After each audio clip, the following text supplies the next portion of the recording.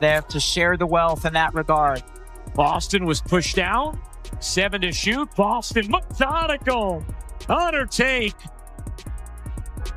After they had fallen behind by 6 in the quarter, then Sydney Colson, as Aliyah Boston has an extended conversation with the officials, and then is gonna get over to Angel Gray. Angel? Aliyah Boston left the floor clearly upset. Kelsey Mitchell had just dropped 24 points while running the offense out of position, and the Fever had clawed back from 17 down, all without Caitlin Clark and with both Sydney Colson and Ari McDonald unavailable. Even then, victory was within reach, but in the final moments, it slipped away. A questionable shot selection, no timeout, and late-game officiating decisions the coach later challenged publicly. We'll share Boston's blunt post-game comment, short, direct, and exactly why. This one stings. First, here's how they got to that point. Drop your thoughts on this tough loss in the comments. Let's get into it. 7-0 Indiana run. They're within 2 and a foul. This time, Peckers does get the call. I thought this might have been an offensive foul. Howard for the finish. Indiana's considering challenging this call, but they will not, as Peckers gets free. How do you run an offense when your entire point guard roster disappears overnight?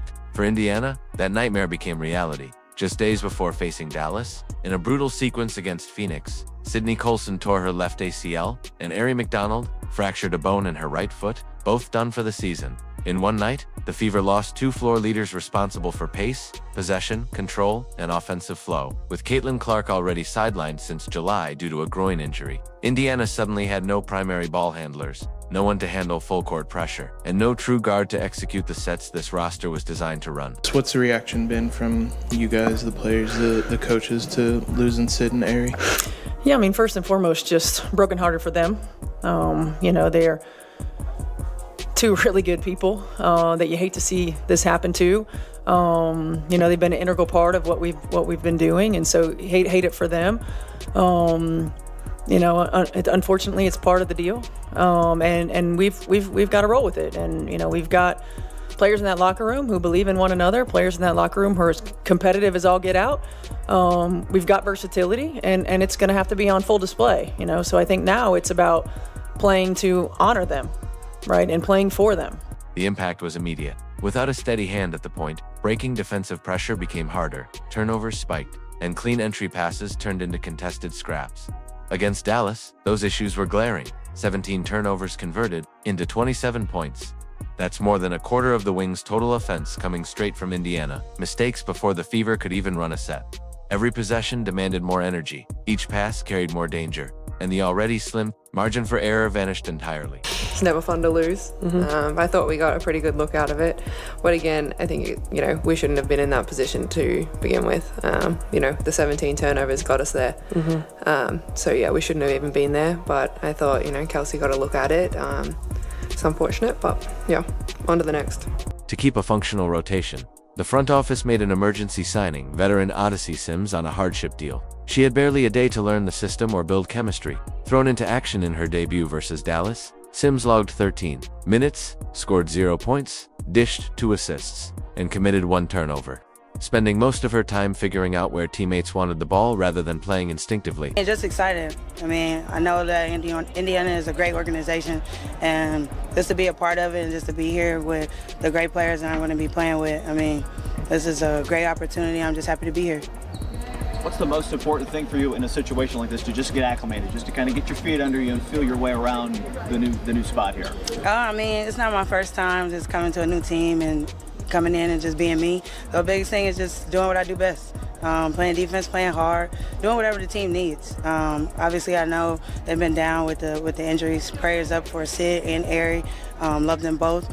But like I said, I'm excited to be here, and I'm not going to do too much. But whatever coach tells me to do is what I'm going to do and have fun and enjoy my teammates. That left one realistic option to run the offense nearly every trip. Move Kelsey Mitchell from her natural scorer's role into the primary ball handler spot. The coaching staff couldn't ease her into it. Every inbound, every set, and every defensive scheme targeted her. This wasn't just a tactical change. It altered the physical demands of her game. She had to initiate possessions against constant pressure while still being expected to produce as the team's main scorer. Kelsey obviously can play make, as she showed in the last game, but it's not like her most natural way of playing, I would say. Do you have to tell her to focus on that? Does she just kind of know that as the primary ball handler in these games, she'll do it? How does that kind of process work when it's not a true point guard at the one? Yeah, I mean, I want her to just do what she's been doing. You know, she's been excellent all year long. She's been efficient all year long. Her decision-making has been on point all year long. The Dallas matchup became a perfect example of how much those injuries shaped the game. With a patched-up backcourt, every basket required maximum effort, and every turnover opened the door for Dallas runs. Still, they were in it at the end because the player shouldering the heaviest load refused to let go. For Indiana, that was Kelsey Mitchell, their most lethal, pure scorer, suddenly tasked with orchestrating the offense start to finish. Normally, she catches the ball in scoring spots, not bringing it up through traps and initiating sets. But with Colson, McDonald, and Clark all out, she was the only true option, and Dallas knew it. Every single playoff game will be on our networks as Mitchell finally gets a look. Her first points of the second half. Curl it in. Doesn't get the whistle. Indiana with numbers the other way. Mitchell in the corner. Connect. Big game from Aisha Hines-Allen off the bench. Mitchell sprints into the lane. Finds Cunningham. She got it. On a three, and it's a single-digit deficit. It showed at times a few turnovers, some forced plays when passing lanes vanished too quickly, but Mitchell kept the fever alive. Down double digits in the fourth, she drilled a long three from well beyond the arc, then signaled for her teammates to lock in defensively. Minutes later, she ran a crisp pick and roll with Boston, threading the perfect pass for an easy bucket. Those were leadership plays, not just scoring flashes. Mitchell trying to create with 5 to shoot. Mitchell through the lane, now to scoop it in, and it's a 1 game. Arch right, but you know she loves to go left. How many defenders try to come over and help about 3 and still able to scoop it up and in? Mitchell with 24 points. Her stat line was impressive to 24 points on 7 of -15 shooting, 4 of 7 from deep, plus 6 rebounds. But the reality was tougher. Nearly every trip down the floor started in her hands against defenses designed to wear her down. Dallas sent traps and quick doubles in the backcourt to make each advance a battle. Every made shot was followed by another possession where she had to break pressure, then still have the energy and focus to score. Mitchell trying to create with 5 to shoot. Mitchell through the lane, able to scoop it in, and it's a 1 game. Indiana ball down 1.7 to go. Cunningham has to get it in. Mitchell in the corner, can hit, and Dallas hangs on. 81-80 the final as the Wings win a thriller in Indy. This wasn't her ideal role, nor is it sustainable long-term.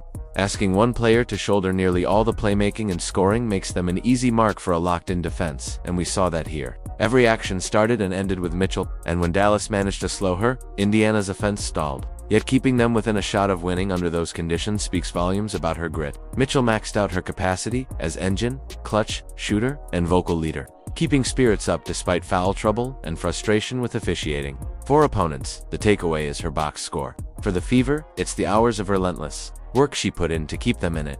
That's why fans are both frustrated by the missed chance and proud of what she gave. So I wanted us to outlet and attack in transition.